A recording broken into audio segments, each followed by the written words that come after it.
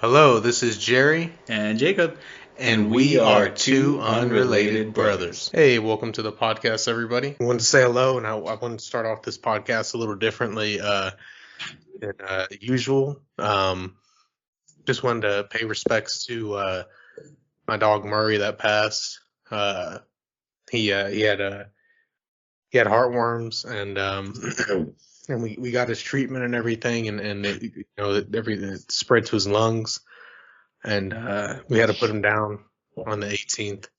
I just want to say, rest in peace. And I know he's in a better, uh, better place. And he was a good dog. I only had him for a couple of months. We got him from the pound, but he was a really good dog.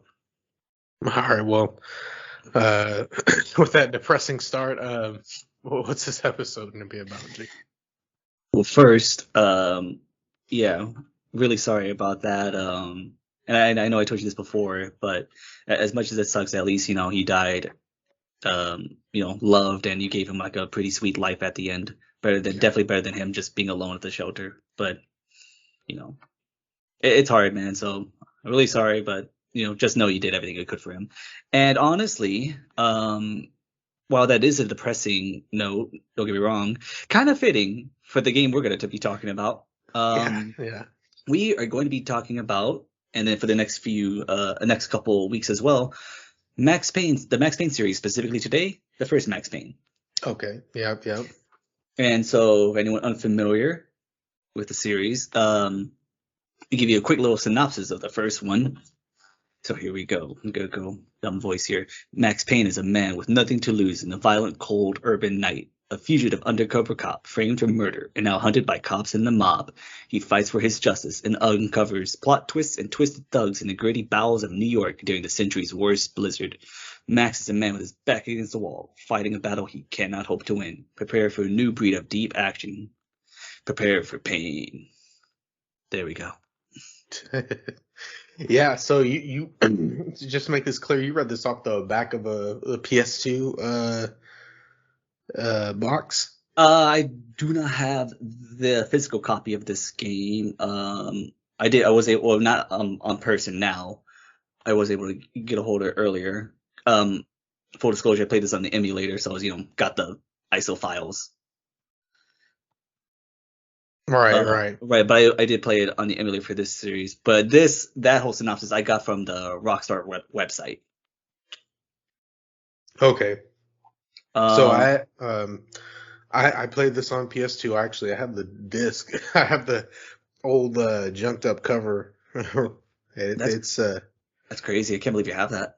yeah, so it has four pictures, and one of them's Max jumping over with the Mac, and it says Hmm. lead Max through plot twists, twisted bad guys, and stunning revelations.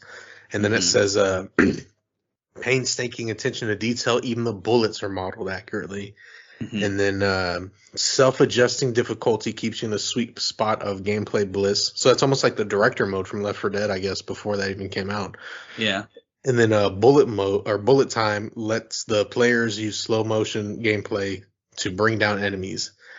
And a couple reviews too on the back. It says from IGN, Max Payne is a title you absolutely must not miss if you're an action gamer. And then Next Gen Magazine says high intensity, two fisted gunplay with Hong Kong style cinematics or cinematography, complete with playable slow mo and bullet time. This game just rocks. Hmm. So that's it's kind of a cool little throwback holding this old PS2 disc. Yeah. So have you played it before, or was this your first time going through the? So I played it as a really young kid, and I couldn't even. I was like maybe 7, so I Mhm. just couldn't even really grasp what. Like I just we rented it. I played it for like 5 minutes, didn't like it, turned it back Yeah. to um I guess Blockbuster, and then my Yeah. next kind of time I delved or even played the Max Payne series was Max Payne 3, which as you Hmm. know we loved. Great series or great Yeah. game. Yeah. So I for this series, my first exposure was with Max Payne 2 on the Xbox. Never beat Okay. it, but it was at like my sister's then boyfriend's now husband's place. I was able to play some levels and stuff. I just really enjoyed it. And then like you, first full game was Max Payne 3. Mhm. And then a couple years back, I got Max Payne 1 and 2 on PC, played it there, and I remember liking it a lot. Right. Okay, so your first time was the Max Payne 2. Okay. Yeah, like way back then. Probably when it first came out, 03, 04, something like that. Right. Okay, so yeah, so this came out 2001, I think. Yeah, 2001. So this was developed by Remedy Entertainment. Hmm. They have done other works, such as Alan Wake, Quantum Break, and Control recently. I like Control. That was a really fun one. I enjoyed And, it. and just from Quantum Break and Control, I kind of see like the specialty seems to be with like, Time manipulation kind of. exactly, yeah. Now the first game of this, everyone knows, I think most people know now, the IP is owned by Rockstar. Right. But this first one for PC, this was published by Gathering of Developers. If you don't know about this publisher, that's fine. I looked up their stuff. They have a couple other games, but nothing really of note besides Max Payne. But So Gathering and Developers was the publisher? publisher. It was the next year, 2002. That's when Rockstar purchased the rights for Max Payne. Okay, yeah, because my copy shows, well, it shows it's developed by Remedy. This version was by Rockstar Canada. It was produced by 3D Realms and Mhm. published by Rockstar and Take-Two Yeah, company. so Gathering Developers on PC. The ports, PS2 and Xbox, those were Okay, taken care of by Rockstar Games. okay, cool. hmm so yeah, this was released on July 23rd, 2001. So over 20 years. That's insane. I Yeah, know dude, for this. PC, and later that year, December 6th and 12th, it was released for the PS2 and Xbox respectively. Okay. And I remember you talking about how the PS2 version was I guess, the lowest scored by like one or maybe 3 points. Yeah, so much like Fear, we'll get to that real quick. Yeah, it was the lowest rated one, which it was still rated pretty positively, but Right. like on Metacritic, the aggregate score for the PC and the Xbox versions are 89. For the Okay. PS2, it's 80. So still good, but that's a drastic change, I feel. Yeah. Yeah, for sure.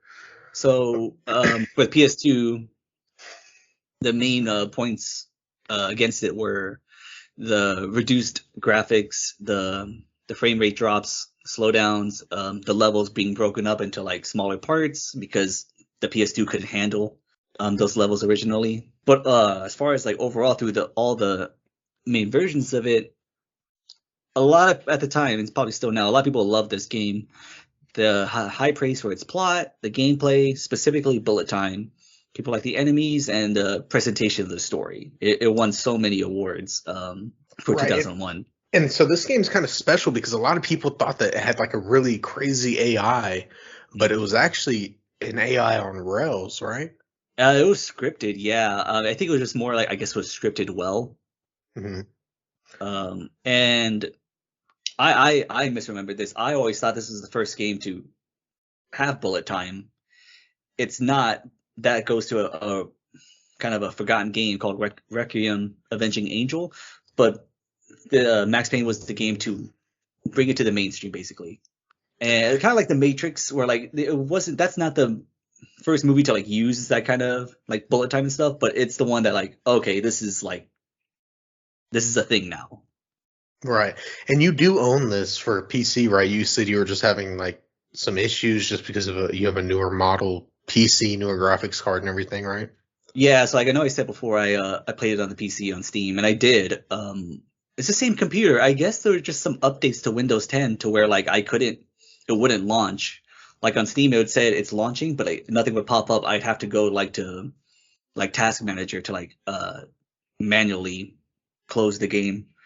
And I had the same issues with Max Payne 2. Okay. Fortunately, I found a little guide to like quickly fix that. So when we review that, that will be on the PC, which is great because having played the first one the first time on PC and then the second time on the PS2 emulator, Huge difference. Huge difference. So I have this on PC, but one of the issues I had my first time playing it was none of the cutscenes had any voice. There's just no sound during any of the cutscenes. So I made it through all the way. I mean, quite a couple of levels in like that, and playing it again, from scratch on PS2 with all the sounds and all that was just total. It was just night and day. The Oh yeah. cutscenes were great. No, yeah. I remember that on PC. I had to like download some kind of like sound patch because Oh, same thing. Like it would load up. I mean, luckily that was easy. But yeah, I remember first loading it up. I'm like, oh, I'm not hearing anything. So I thought like it was just my headphones were messing up, maybe my speakers, something with my PC. I looked it up, like, oh no, it's just a common issue. Like it was so common that there was just like a link, like the top post on Steam was like a link to go download the sound patch. So that was fun. Like I said, I prefer that problem over not even being able to open the game. yeah, Um, yeah. yeah. So this game, you probably would have guessed. You probably would be able to tell this is probably a low budget game. Yes. Yeah, yeah. Well, to be honest, I feel like that was kind of, during the PS2 era and all that, hmm it didn't take as much money, nowhere near as much money to do all of these things.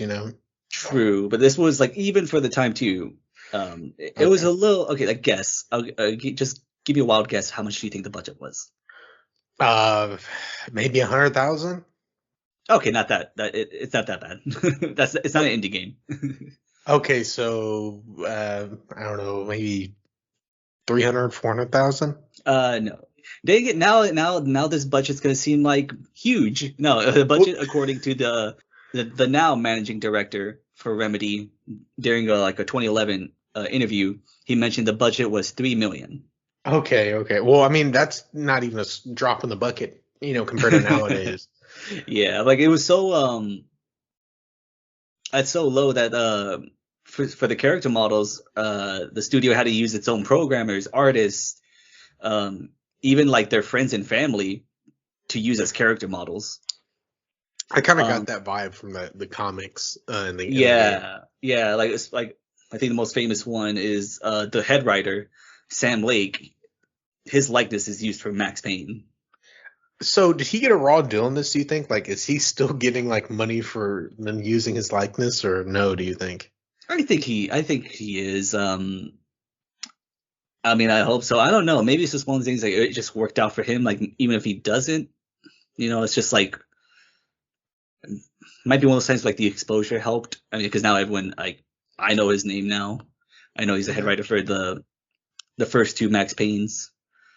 I think it was just funny that I have no idea why, but like the choice and his face model for Max.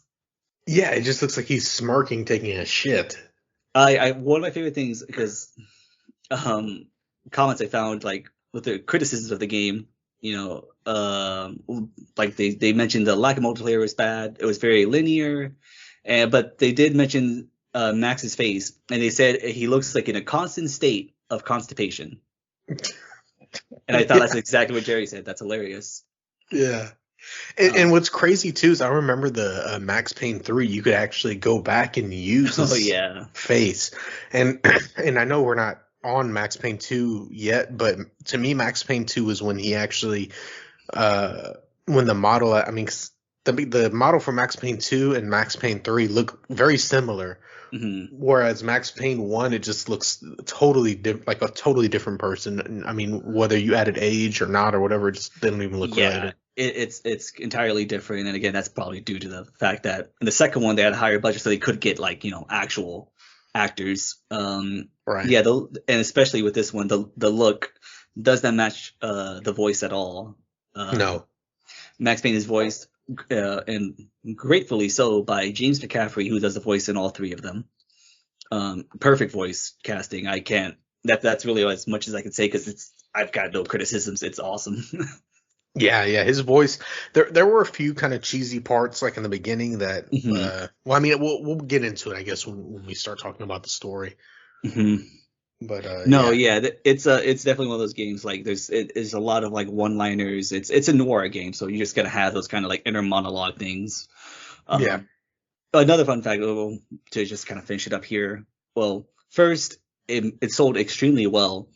The PC version had a revenue of about 14 million in 2001, and by 2006, the PC and PS2 versions had a revenue of 17 million and 56 million respectively. And it's Damn. most likely sold around, and this is a 2009 estimate, so it's probably more now, sold around 4 million copies. So yeah, with that kind of budget, fantastic Yeah. outing. And before we get to the game real quick, I did not know this before.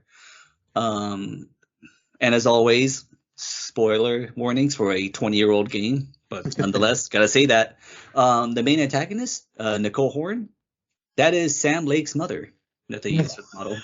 Really? Yes, that is Oh, funny.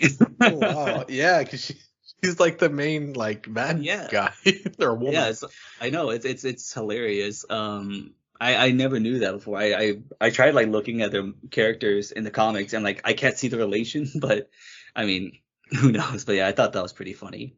Like just him going to his mom saying like, "Hey, do you want to be in a video game? You're gonna be the main, you're gonna be the main antagonist."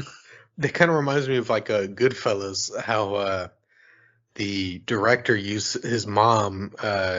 Do you know the scene I'm talking about in Goodfellas? Have you seen Goodfellas? Oh, of course. I was Oh, moving in. so you know the scene where the gangsters bring one of them, brings him to his mom's house. Yeah, yeah, yeah, yeah. Yeah, that was the director's mother. Oh, that's funny. Yeah, and he's like, just act like you would if I came with my friends. So that was all her acting like natural, like that's what she would have done if if he would have came with his friends. That's great. Yeah, I know off topic. Oh, I know off No, topic. no. It's similar. Yeah, just kind of like a little fun casting there. And like I said, especially with this game, it seems like they had a. It's probably, I mean, at the time, I'm sure it was stressful as well, but see, I'm pretty sure they had some fun doing this too, like asking people like, "Hey, you want to help me out here with this little project?" Oh yeah, All right. yeah, for sure. So with all that, now let's get into the nitty gritty. What do you think of the story? I thought the story was because, especially during this time, 2001, like Hmm. I think maybe GTA might have just came, like GTA 3 might have just came out, which was It also kind of a dark gangster kind of game. it did. But I think a majority of people saw gaming as like child's play. Like, Hmm. they're not going to come up with these complex, dark, or rich stories. And this one really bucked to that. I mean, this was one of the darkest games I've ever played. As far as this is like akin to the Punisher almost, as far Yeah, as very. origins go. Um, yeah, I mean, it was that opening. I mean, that whole opening was just, it was like, fuck. Yeah, so the opening level again, perfect comparison to the Punisher. The opening level is Max coming home and finding like drug fiends have killed his wife and his newborn daughter, and they show the baby in Yeah, like the crib. yeah. It's just, oh my god, just thinking about it, Jesus. I mean, luckily it's like a PS1 era game or a PS2 era game, so it's like really, pixelated and stuff. But you could clearly tell it's a baby covered up Blood. with a blanket, yeah, and blood. Mhm. And this had some of the most horrifying dreams. And this is way later on, but I Mhm. Oh yeah, figured I'd yeah, mention it now. yeah. He could see dreams about this thing. I mean, obviously has. I mean, he probably thinks about this all the time, and those dream sequences were really horrifying, which we'll get into later. But yeah, No, yeah, those with the uh, it was a horrible opening level. I mean, in the best way, and I would say too, like especially want to bring up the fact too, like the voice acting too, like it really did seem like this man was like, I didn't see acting. It was just like, yep, this is like how I would react too if I walked in like the into this. I will say there was a part at the end where he goes no, like that part to me was kind of cheesy. Yeah, yeah, yeah. But That's the other than same. that, it was on point to me I at least. Yeah, it's the classic like holding body in your arms, going no. They say like this game is really good with the dark stuff, but it's still incredibly cheesy. Yeah. In mostly a good way though. Oh yeah, yeah, yeah. Like that perfect kind of B movie cheese, but in the best way. Like it was really, it's a good game. Hmm. Um, and so it kicks off with that. So naturally, Max decides to like, go into the DEA, go into cover to the mob to like basically try to find the people responsible for his family's death. And Okay. then I think basically like his buddy that knows he's undercover gets killed. He gets framed for some shit, and Yeah. so now he has to elude the police who thinks he's just a thug, while also fighting off like the mob to try to like get his revenge. Right. Right. So it starts off simple enough, and then I want to say like what, maybe 2/3 of the way through takes like a pretty crazy turn. To me, the whole game was just a crazy turn after No, yeah, another. it is. Because you talk about how he gets framed, and that starts off in the subway. Yeah, These first guys, level. I guess, are trying to break into a bank, right? Yeah, and So during that kind of section, he meets up with his buddy, and he gets killed, but it doesn't show the killer is. And Max is, he gets told it's like the Lupinello or Lupino crime family or whatever, or mhm. Punchinello, right? Punchinello. Yeah, Uh, Punchinello, I think is his name. Angelo Punchinello. yeah. So he goes and he, follows that lead, and it takes him to like a kind of a drug place that's like this club, and it's a very occult club, and there's a bunch of occult symbolism and even speaking. Like it almost seems like this drug, Valkyr, because these guys who killed his wife were on this drug called Valkyr, right, or V for short. Yeah, Valkyr. And and it seems like that at least the guy who owns this club is talking consistently about tasting the blood of angels, and I've tasted the flesh of angels, like all this really, I mean, kind of creepy shit. Hmm. Um, He's gone off the and deep end. yeah, well, and then not only that, he's got a library of occult books and Ouija boards. The dance floor has a huge demonic pentagram, because for anybody who doesn't know, a pentagram is like a symbol. I think it's like a symbol of feminism or something. But whenever you actually flip it with the point down, I think that's when it becomes like demonic. And so it's that pentagram with a goat's head in it, which was kind Yeah. of a little tough to see because it was a little pixelated. But so I mean, there's some really creepy kind of imagery there. I mean, Yeah. But yeah, you have to fight that guy. You think like, and with that you go into like the main guy, like you said, Angelo Punchinello. You go into his house mansion and try to take care of him, and you yeah, do end up doing that. Take out like his bodyguards and stuff. But then like when you don't even get a chance to kill him, because all of a sudden like these suits walk in and they take care of him, and then you walk out, and then it's like these like federal looking dudes aiming their guns at you, and then it's like this is like when it's revealed like, oh, this goes to the top. yeah, these like CIA spooks, and that's also when Miss Horn is introduced, right? Yes. Right.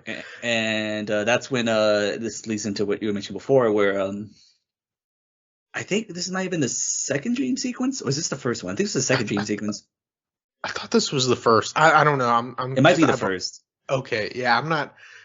Yeah, I think this is the first. Uh, yeah, and so during this, it's just a replay of that opening scene of him finding his wife and baby murdered, right? Yeah, so like she gives him like a dose of Valkyr, and it's supposed to make him overdose. And naturally, it's a hallucinogen, so like he's tripping balls, and he has a bad trip. Yeah. And so yeah, he's in his home, and it's his wife screaming and the baby crying, and your job is just kind of like find your way out of this. It's like just complete darkness, and you have to follow blood trails and like a Yeah. maze of blood trails to find like the crib of the baby to like I guess kind of escape this to go back into the real world. And it is horrible. I think I kept falling, so like at a certain point, I just took off my headphones and like I'm just gonna play this because I can't stand this anymore. Because there's this like baby just consistently crying, and you can tell it's distorted somehow. But Yeah. I mean, it's a track that does not stop as you're following this blood trail, and the controls are already tough to move about. Yes. So staying on this thin track of blood, and then you have to jump and roll and all this stuff to get to the other side. I mean, imagine just a totally black room with a trail of blood, and that's essentially what you're following. And that, yeah, with the baby crying. I mean, it is creepy, especially for PS2 era stuff. Yeah, and then it sucks too because the way you know you're getting closer is the screams get louder. So it's not even like you escape it. It's like you have to go towards it. Yeah. Yeah, it's horrible. And then in the oh no, this is the second one. The first dream sequence I think was when Mona drugged his drink. Oh yeah, with the whiskey. Okay, yeah. So this is the Yeah, second one. So that one's even tougher. The second one's even tougher than the first, in my opinion. I actually had trouble more with the first one because I got lost like in the maze. And the first one is oh, I should say too, like the camera like pans out. It's like it's a really distorted, long view of third person. And like you're just Yeah. running through like in this part you have to run through like his house, but his house is like broken up to this maze. So you got like and it's like it looks identical. So you gotta like find your way out of here to then get to the blood trails to find your dead family. And it's also here where you learn. I mean, you could guess, but in here you learn like he 100% blames himself for the death of his family because you Yeah, see but him like shooting his wife and stuff. so that's in the second one, but the first one, it also a little piece of evidence opens up because you find your wife's diary and she starts talking Oh about yeah, how there's an army dossier and that you kind of just blew her off when she was talking about this, right? yeah, and that's why he feels that guilt Yeah, yep, because he felt like if he listened, then maybe none of that would have happened, which will be right. which will be clearer later on. But yeah, that's horrible. And for everyone curious too, like we say Mona drugged him. There's a femme fatale, an assassin called Mona Sags, and she's like in there to like avenge her sister, who's like the wife of the mob boss. And so like they're Right. kind of like just on the same side for this, just because they're trying to go after this. Like the enemy of the enemy, my friend, basically is their relationship at this point. Yeah, and there's also this kind of underlying like sexual tension between them, which I think gets explored more so during the second game, obviously. Yeah, so like this one, their relationship is kind of teased, but the relationship is not fleshed out at all. That's like a slight criticism I have. But given, like you said, I know now that this relationship is explored in the second one, I'm willing to Yeah. like just look past it. Yeah. And so Oh, another thing too that was fun is okay. in the second dream sequence. Sorry, I didn't mean to cut you off. No, you're good. You're good. Is you texted me too when this happened. It was a very nice fourth wall break in the second dream Yes. sequence. Yeah. So like you go and this game is very interactable, which I like. And Max will always say like, "Oh, there's something on here. There's a note on the table," and then to like, "Oh, check that out, interact with it." And so you go there. It's like, "Oh, Max, you're in a computer game." It's like I couldn't believe it. It's like, and it's nice because like it's a nice little fourth wall break, but it comes in the context of he's having a bad trip, so it makes sense. Yeah, and so that fourth wall break actually made me feel guilty because he's like, it's the only thing that makes sense, and it's almost like he's going through all this for your pleasure, Yeah. So it kind of made me feel, bad about it. But yeah, that was a cool fourth wall break for sure. uh, No, yeah, I enjoyed that a lot. It was clever. I mean, this game was chock full of symbolism, and like you said, you can interact with just about anything. I mean, faucets, toilets, Hmm. drink machines, TVs, vibrating beds, which there's like Yeah. a crack kind of hotel that's full of vibrating beds. No, there's Um, a bunch of stuff you can do, radios, and then like I said, yeah, phones and stuff. These give you like quick little comic scenes where like it gives, I guess, a little more background to the story of like what's happening, what's progressing. right. Um, so after the second dream sequence, you get out and there's this like freaking like smoking man kind of dude who like comes up to you and it's like, I'll give you the info you need, but you need to take care of this woman for us. And that's Woden. Is his name Alfred I Woden? think it's Alfred Woden, yeah. And like it's kind of like basically like the Illuminati kind of style, where it turns Yeah, out like Valkyr is like what was it? There was some kind of like military experiment gone wrong, but yeah. Nicole It Horner was didn't want to give up and like yeah. basically gave it to people and like it's like well it's obvious why they quit because that shit's not good.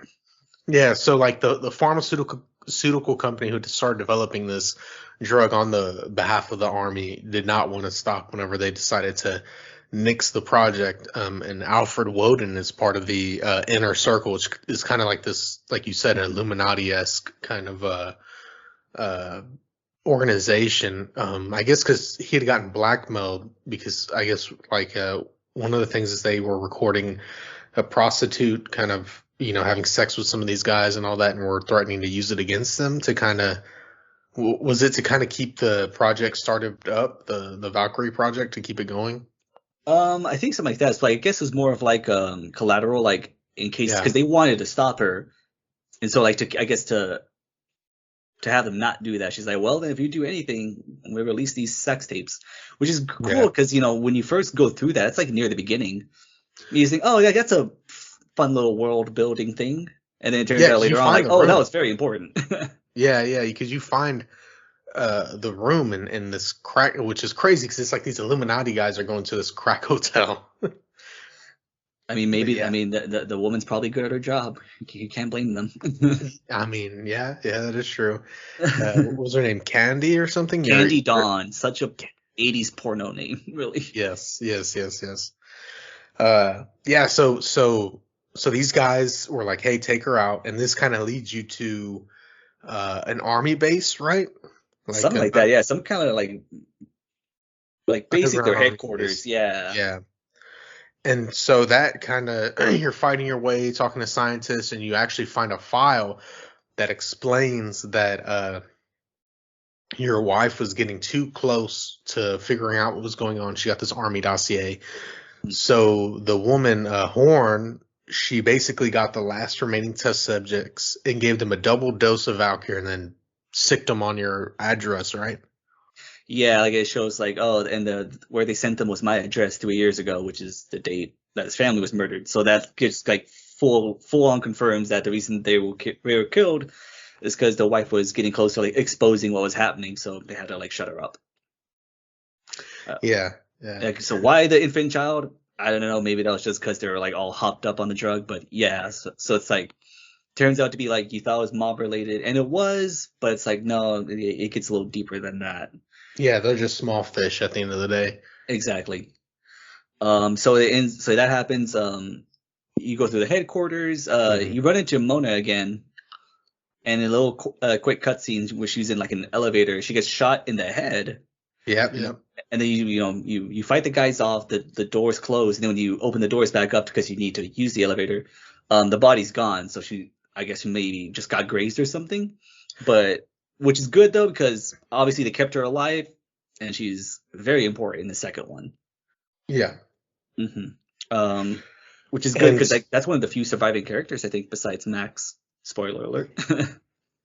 yeah, everybody, yeah, Like very sad. yeah, so he gets his revenge. The final boss is like, what is it? Like you're on the rooftop, she's trying to escape via helicopter, and you have to shoot off like the support cables for like a tower.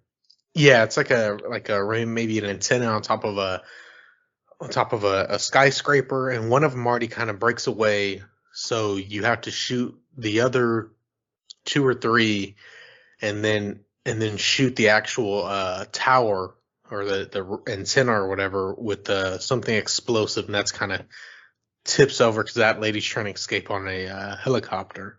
hmm Yeah, so like the tower falls on it, explodes, and then no, it ends with him getting arrested. He's got his monologue. But one of the promises that the rodent made for Max was that, hey, you do this and I'll get you out of here. So as he's getting like booked, he's getting put in the cop car. He looks out into like the bystanders and Woden's in there like smiling. So he's like, okay, I'm good now, or I will be good, because Max actually found one of the tapes of Woden being with a prostitute. So like in case he decided not to do something, he's like, well, if you don't help me, then I'm gonna give this up. Well, so this is an important point too, because before this, Woden actually faked his own death to try to, get his way out of having to help Max with anything.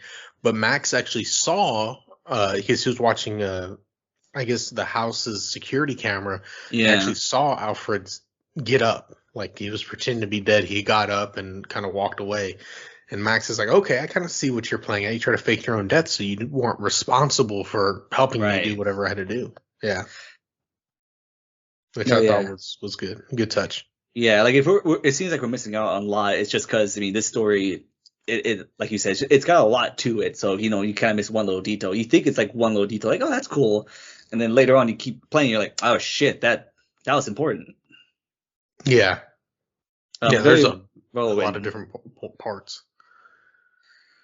Yeah, like I was a real big fan of the story and that slow escalation. Kind of reminds me of like again the story of what I feel like the Netflix show Punisher wanted to do. Like you think it's a small time thing and then like it gets crazy. Like oh this goes up to like the government, but to me that felt like kind of messy. Here it's like it was a very natural progression and it made sense of how this was like way bigger in the grand scheme of things. Yeah. I mean, it definitely did go from like small time crackheads all the way up to the mob, which ended up just being small fish, and then all the way up to the army and a pharmaceutical company. So that was, yeah, it was Which quite a climb. yeah, and then to get more into the gameplay side of things, that lends itself well to like a good change in environments. Mhm. Like you said, you start off like in a crack house kind of deal, then you go in like into a mob hangout. You go a couple levels into like some streets in New York. Then you're in a cargo. You're in a dock. Right. Jump from that to like you said the mob boss's mansion. Then you go into like the inner circles thing. Then you go to the military thing. Like it's good for like a gameplay perspective to where like like there are some places that are bland, but that makes sense. And then to make up for it, you go into this crazy ass like laboratory. Yeah, and some of my frustrations came from this very last level that was so. Yes. Uh, I know exactly what you're saying, but you go ahead. What was your main gripe with that? okay, so the movement was already like, especially with these PS2 controllers, the movement was Hmm. already like really lacking. It was not really refined. You could overshoot or undershoot very easily. And there's a couple of levels where you're having to deal with lasers, and these lasers are hooked up to explosives. So naturally, you just get used to just chunking a grenade, blowing Right. them up, and then you can move through. Well, whenever you finally get to this lady's, pharmaceutical evil hangout, Hmm. there's that area where there's a hallway full of lasers and they're moving up and down. You got to time you got to time your jumps and all this and that Hmm. and you can use the slow mo. And so at first I was just lobbing grenades, thinking I could blow this up. Nope, you Yep. have to jump these lasers. You got a platform through it. It's like the Resident Yeah, Evil hallway. and which sucks because this is a game that was not made for platforming. This was It not a was tough. platforming game. Yes, and then so you get about halfway and a guy comes and he just starts shooting you. So I died to that a couple times. Yes, me too. Yeah, it was oh my god, Came and out then of it's like nowhere. yeah, and I mean, luckily after the first time you get there, you know what's going to happen, so you get your weapon out that you know can take care of him. Right. Um, yeah, and it just, I mean, I died like probably 30 times, and then after that you go fight like three other guys, and they have a chance to kill you too. Hmm. But I mean, if you know what you're doing, I mean, you could easily take them out. Right. Um, excuse me. So, and then you get Mona, she gets shot, and then more guys come, you kill those guys, and then you get in the elevator that Mona was in. Hmm. Well, whenever you look up, the first time I didn't even realize this, and next thing I know, the elevator starts blowing up. So I have to go read because the save point is right before Oh, that shitty laser jump that you got to do. So you have to redo this part multiple times until you get to the next saving area. And yeah. It was. yes, oh, it was bad. Yeah, so it's just like what I eventually ended up doing after I passed through all that, killed the guys, is I ended up getting my Mhm. sniper and shooting those laser bombs, and then the last two I ended up shooting with like the M4, the Yeah. Uzi or whatever, and that was just oh, it was a It pain in was the ass. sucked. Like I remember this being a problem too. Yeah, like you said, it sucked because the there are checkpoints, but it's just the levels being broken up into smaller parts. So if you die at the end, you go all the way back, and like you said, the first thing in this section of the level is the laser hallway. Yeah, Then all that, and then you gotta shoot these lasers while going up in the elevator. And on PC, not too bad. It's tough, but it's very doable because of the mouse. Here, it's like, oh my god, like you try to like make a a small movement and you just fucking like go all the way around. It's really fucking tough. And if you die, like, well, back to the laser hallway. And I did that like 3 or 4 times. Oh, dude, I did like 20, 30 times, like easily. Jesus Christ. Another hard thing, like I said, going from the PC version to this PS2 one, I had to use auto aim. If I didn't have auto aim, I don't think I could have gone anywhere near the end of this game. Yeah, I used auto aim. I used every advantage I could on this PS2 version. Yeah, it was rough. But fortunately, again, because it was on the emulator, whenever I died a lot, or whenever it was loading, because like I said, the PS2 version, the levels are broken up into smaller sections. Good and bad. Good because if you die, well, then you don't have to do everything over. Bad because it does get annoying and it does break up the flow you could get into. Tons of loading. Oh yeah, so I say because it was an emulator, tons of loading, but it was way quicker. It was not terrible. It wasn't good, but it wasn't the worst. If it was PS2, I'd probably be really frustrated though. Was it like super bad for you? So the loading did take a while, and it did suck because I did die a lot. Mm-hmm. So there was tons and tons and tons of loading. But overall, I just try to keep myself grounded in the fact, the fact that this is a game from '01. This is a game from 2001, 2002, and that kind of set aside like all the games you played after that. You cannot compare this to Far Cry 3. You can't compare this to Grand Theft Auto 4, Grand Theft Auto 5. You can't do it. You can't compare this to even Max Payne 2. Mm-hmm. No, yeah. It was a whole different beast. And like I said, with the mouse and keyboard, it worked well. Yeah. But with a gamepad, yeah, it's hard, especially when you have to like shoot, like you said, the lasers or like little keyboards. Like when it has to be very specific and it doesn't auto aim, it becomes a bitch because sometimes what's easier is just moving Max himself. Yeah, so you can that's what I was about to say. get the right spot. Yeah, that was the aiming was so bad. Yeah, it sucked. Like I said, this is specifically though towards the PS2 version. I will say though, one of the things I did like is how like you said, how interactable everything was. I remember specifically when in part 2, chapter 4, whenever like the restaurant is exploding and you gotta like get out. You remember what I'm talking about? Yeah. And so everything's on fire. Yeah, so you get out there. There's like a food tray little elevator thing. And yeah, I do remember that. Okay, yeah, and then there's 2 guys there. So if you don't know, you can just go down there and just shoot them regularly, not a problem. But if you want to avoid all that, throw a grenade down there, or actually go through, and it would just kill those guys when it hits the bottom level. And I thought that was a nice little thing.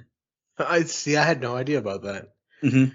Was this something you knew about beforehand, or is this something you discovered naturally? It was one of the things where like I might have done it the first time playing it, so it's probably like subconsciously I remembered. But Okay. it was when like I went down there and shot them. And then I looked because I saw the food tray thing. I looked, I'm like, oh, that's cool. I wonder if I can throw a grenade in there. So I reloaded the level because it was near the beginning. Okay. And then I tested it out, and then it worked. I'm like, oh, that's really cool. Yeah, I had no idea about that. Mm-hmm. Another little thing too is it's a small thing, but considering that there's so many games that still can't do this, you can pause cutscenes. Yeah. And for a game to do that 2001, I don't know why. There are some games nowadays that just will not allow that. Like, what the fuck? Yeah, that is that's ridiculous. Like this old ass game can handle that. Then you can handle like someone pressing the start button or the select button and just wait. Like I need to go to the bathroom and the story's important. Let me do this. While it did have that, it didn't have subtitles. It didn't. I wonder if that was just PS2 version. Yeah, I don't know. I know Max Payne 2 did PS2 has subtitles. So yeah, but at the same time, I mean, look at Fear 1. I'm always gonna bring this up. Fear 1, no subtitles. At least with this audio, it was clear. Yeah, very true. Fear 1 was just on the radio. I'm like, okay, I guess I'll just look that up later. Here is like I got like 90% of it. I missed a word or two, but then after that, and at least like in game with the in game graphics, I might have missed a little bit, but with the comics, they're comics, so you see like the bubbles and stuff. It's like okay, I Yeah, can you read can it. read that. Yeah, I'm Mm-hmm. just talking about during the actual gameplay. But yeah, during the subtitles and all that, Fear had no Oh, subtitles whatsoever on PS3. Uh, on yeah, PS3, like at least PS2. Okay, maybe the technology was weird. yeah. Uh, And I also feel like we're kind of breaking a. I feel like we've done a lot of horror games, and now we're kind of doing. I mean, this game does have some scary parts to it, but it's and definitely dream not a horror sequences. game. It's an Yeah, action game. And then what you said too, it's very similar to Fear. The John Woo reference spot on. It's yeah, just like that. It feels like something like Raid or something like that, or yeah, Hong Kong Cop, something like that. yeah. You're talking about that over the head shooter? No, I mean like the movies. Oh, like hard boiled. There you go, Hard Boiled. That's the word. John Woo. Yeah, Hmm. actually, I think John Woo. I actually have this Xbox 360 game that is totally based off. I think based off of one of those movies. And it does have the bullet time, and you can shoot two guns, kind of like Hotline Miami and all that stuff. Hmm. I'll have to show it to you next time we hang out. It's pretty cool. Yeah, I think the second one gets a little more ridiculous in a good way with those like Yeah, slow motion action sequences. yeah, But yeah, this is the classic. Like, yeah, leather jacket, the weird ass undershirt, the double, like, yeah, double wielding pistols, submachine guns. It's great. What was your favorite yeah. weapon? Oh, so I actually went through a lot with that shotgun and Yep. the hammerhead. I think the Warhammer? Jackhammer. Jackhammer. jackhammer. Yeah, yeah. So yeah, that shotgun just one or two hits, those people are gone. They're done. And then towards the end, the M4 was also. I mean, Yeah. you wouldn't be able to make it through without that weapon. Um, but yeah, this game, it really. I mean, I'm surprised you said it was kind of a lower budget because it was definitely ambitious. There's some Hmm. sequences where doors are exploding and this is exploding and the whole world's on fire. So it definitely was ambitious for its time, or even I mean for even now. Definitely. I feel like the whole budget went into like the game, and that's why they had to like resort to people they knew for like the characters. Yeah, and in the end, I mean that added a little extra flair, a little extra cheesiness. Like Yeah. that guy who owns that occult club. It's clearly like one of these programmers, and they painted like tattoos all over his face or something. Yeah, no, it's like for like a high budget thing, of course it's not good, but it's one of those things. It adds charm to it. For sure, for sure. Like again, it's cheesy, but it's not like bad. You're like, oh, this is it feels like an old movie. It's a noir. Um, like these over the top, like Italian accents, these cheesy lines, but there are a lot of good lines too. It's something I've always loved of the Max Payne series. Like every game has a ton of good quotes. Oh yeah. It's like, I really did. There was a bunch of one-liners or things that would definitely just fit in with that noir mhm. scene. Do you have any favorite ones that you remember? Yeah, I think it was one that he reused maybe in three, where he says like he was looking to buy sand for his hourglass or whatever. Yeah, that's probably my favorite line. When he's about to kill Pancello. Yeah. Yeah, he's like he was trying to buy more sand for his hourglass. I wasn't selling any. Love it. Yeah, that was just that's such a badass line. Yeah, and then I don't know about angels, but it's fear that gives men wings. That's a good one. Or this one is in number three, where he talks about you get what you pay for. That's one thing as Americans that we understand. Something along those lines, like with capitalism.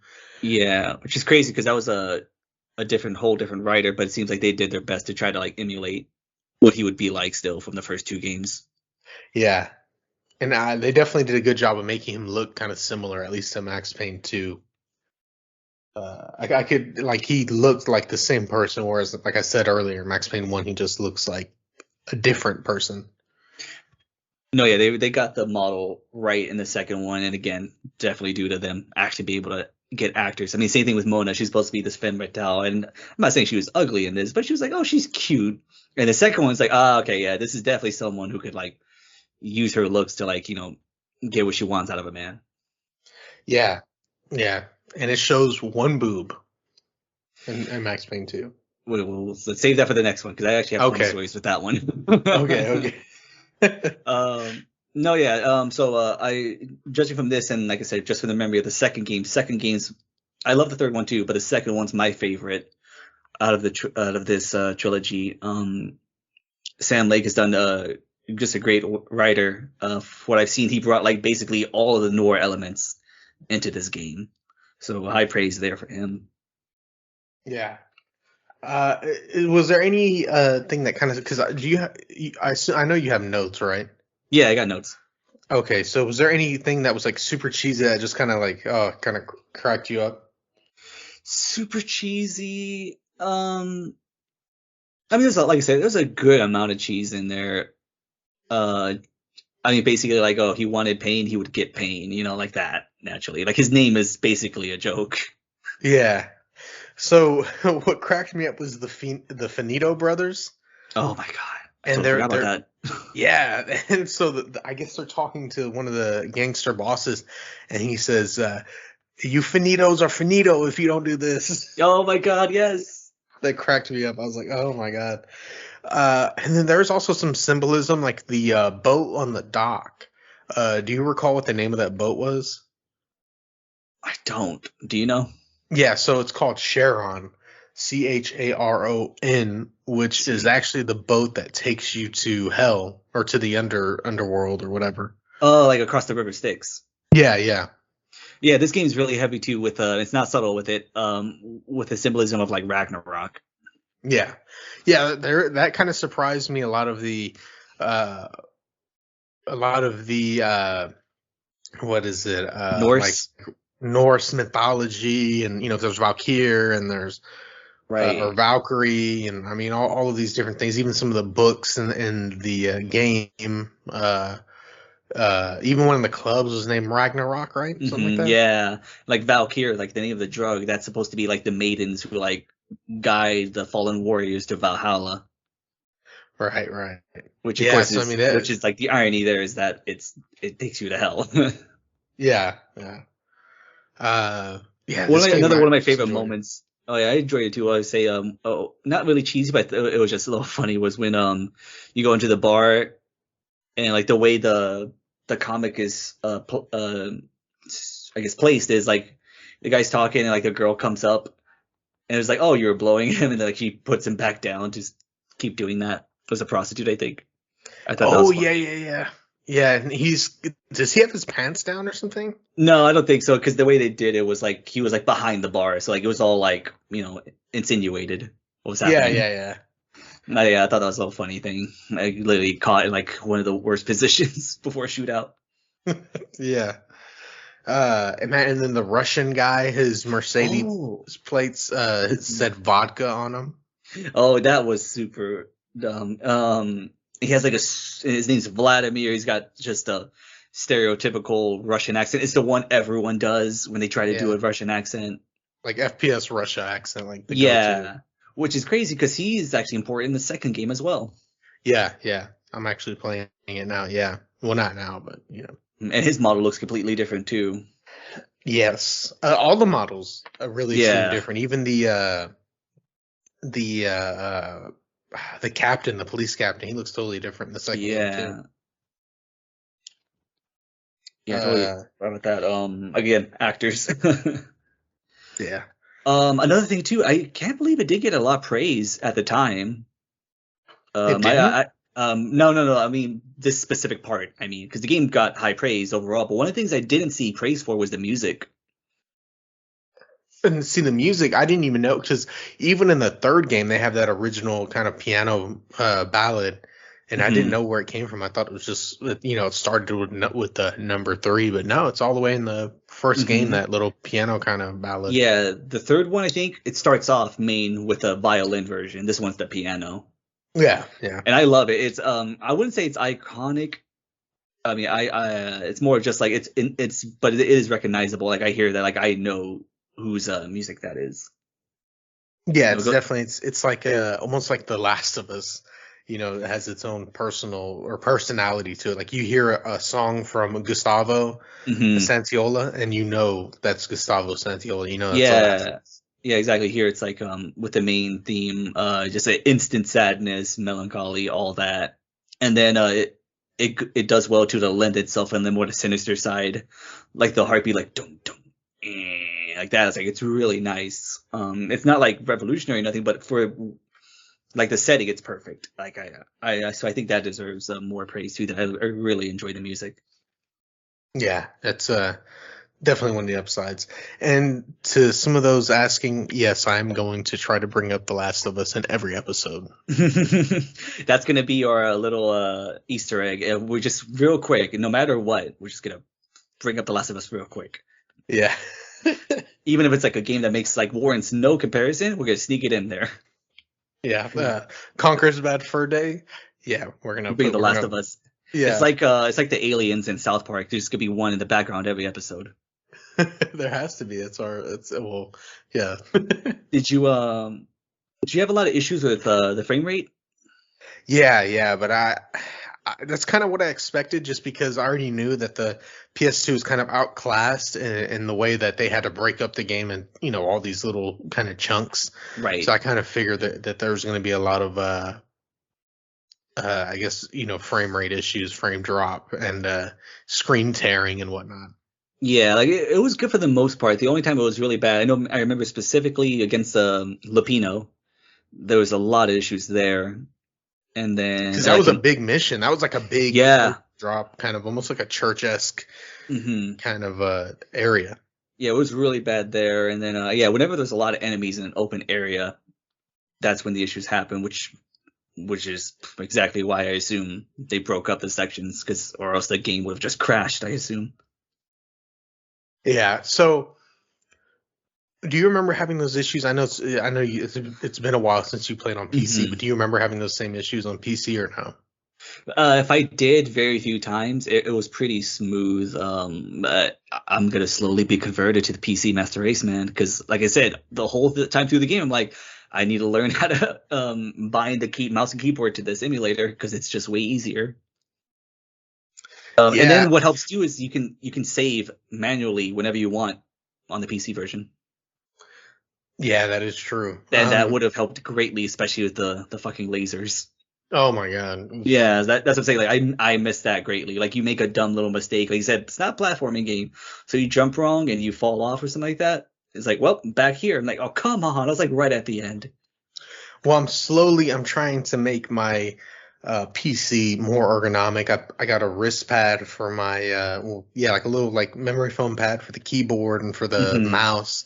I got a new wireless mouse. It's secondhand, but the G502 Lightspeed from Mercari. And then I got like a little wrap to kind of add some extra grip. So I'm trying to make it as pleasurable as possible to learn. Because like I said, I'm not a big fan of mouse and keyboard. For my whole life, I've used PS2 controls, Xbox 360, so on and so forth. But Yeah, yeah, no, especially with older games like this, though, the mouse and keyboard is just, I feel almost a necessity.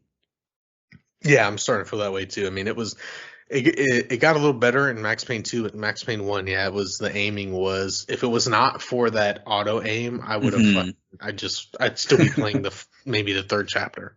Yeah, and like that's what I was saying too. I was so hell bent on getting the second one to work. It's like I don't want to like do this again. I want to be able to save whenever I want. So, like I said, luckily I got it to work. But it's like no, especially since it's my favorite. It's like no, I Hmm. want to play it. I want to play the best version of this game. What would you say? How would you rate this game? Taking the lenses off, or well, I guess Hmm. putting the lenses on of nostalgia and of time, and trying to get back in that '01 headspace, I would give it an 8.5. That's exactly what I would give it. Really? Yeah. Oh, nice. Yeah. It's like I said, story is great. Gameplay is fun, even with like the issues of like the controls. But I imagine if we were to play this back when we were so used to it, probably wouldn't have been a problem. Maybe small problems, but it definitely would have been a lot more, I guess, playable Yeah. because we Yeah. weren't spoiled.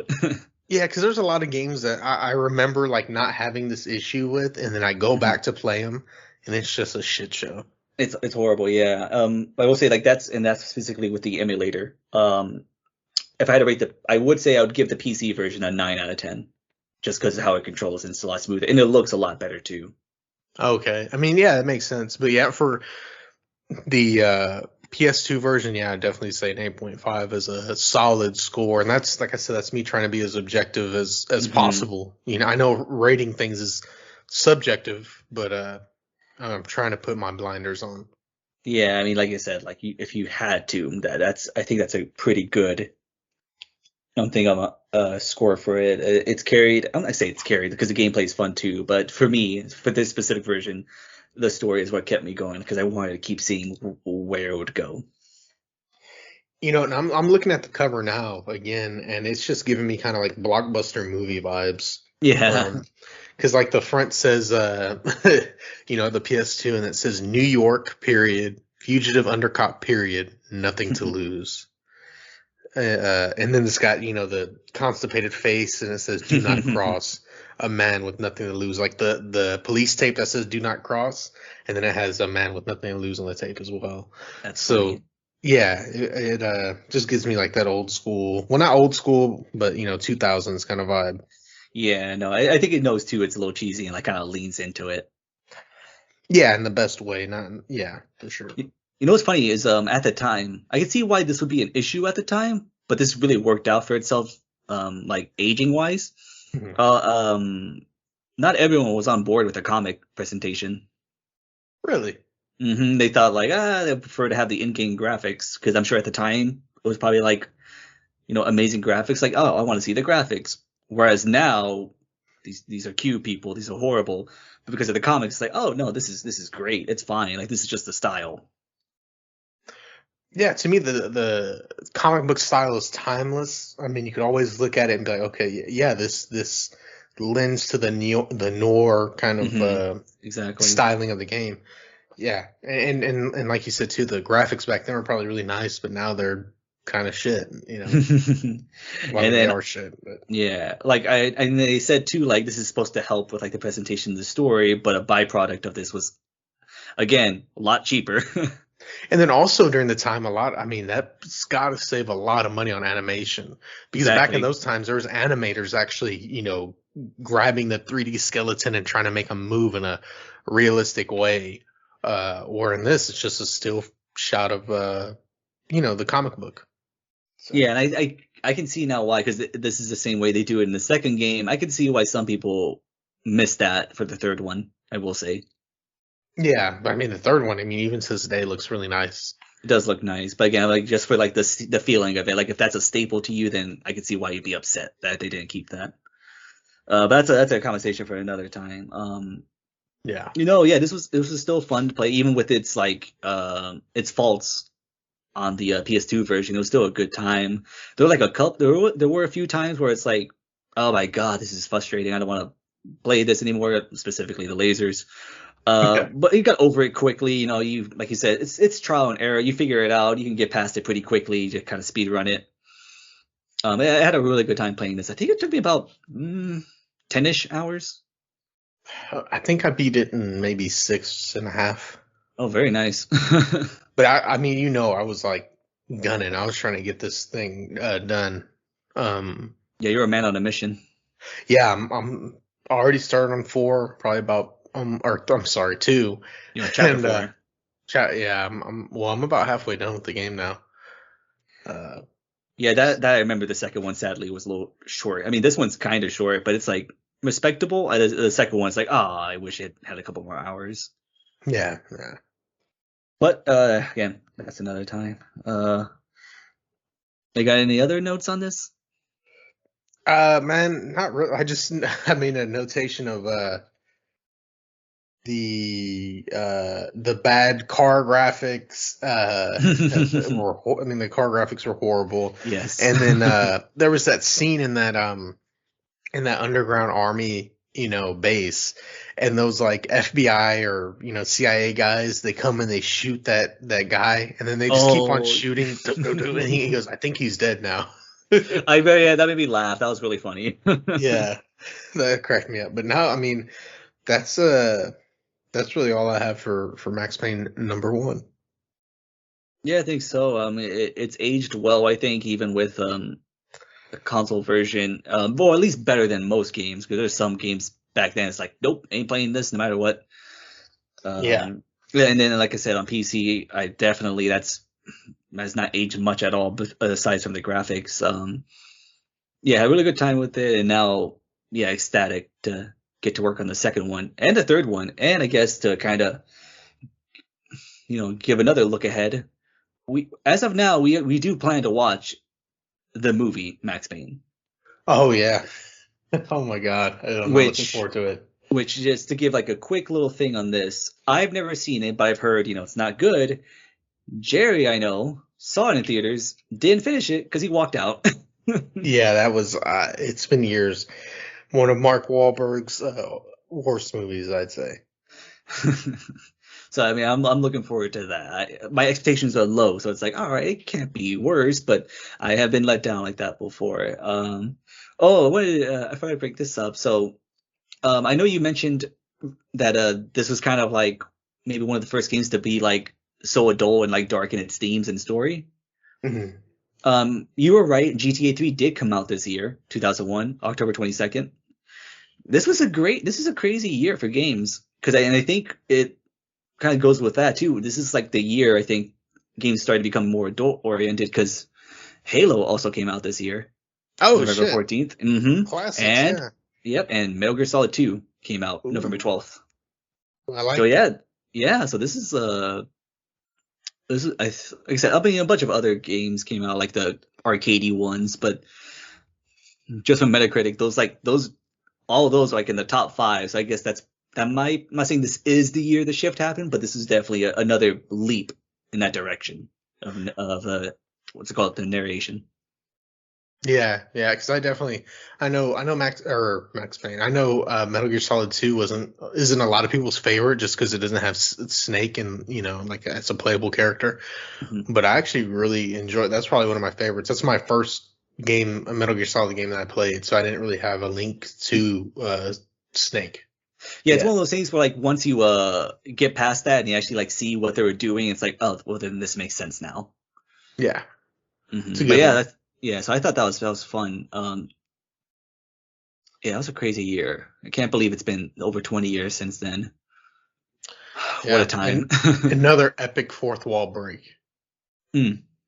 in Metal Gear Oh, Solid Metal Gear 2. Solid. That might be the top one. I don't think anything can top that. Oh, Silent Hill 2 also came out this year. Oh, okay. Yeah, I have that too, man. You got to come over and play that on PS2. OG. Uh, yeah, and I'm thinking about maybe for this episode taking a picture of the cover, and I don't know. Maybe. You guys try to play around a bit with it? Yeah, I'm not. Well, I'm just not sure.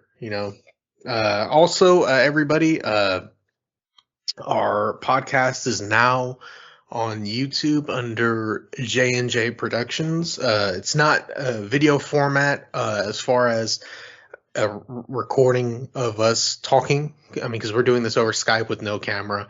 Hmm. But it is on YouTube, so if that's just another way that y'all can watch. I haven't uploaded every episode yet. I think I've gotten to episode 8. I'm on.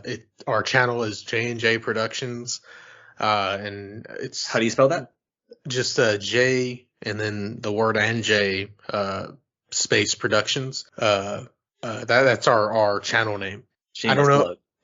Yeah, shame. I'm gonna try to put like something in the show notes so that way y'all can take a look and y'all can click at it from here because I guess because I mean YouTube's so oversaturated. I tried to search our name and everything and it did not pop up, unfortunately. Yeah, we're like the 1000th J&J Productions or in maybe the 1 billionth podcast on YouTube. So Yeah, the algorithm be a cruel mistress. yeah, she could definitely choose to reward you one day. It's just But luck, man, sometimes. yeah, but ugh, I don't know. We'll see. Don't take it personally. We're doing good. Oh yeah. This is definitely a blast.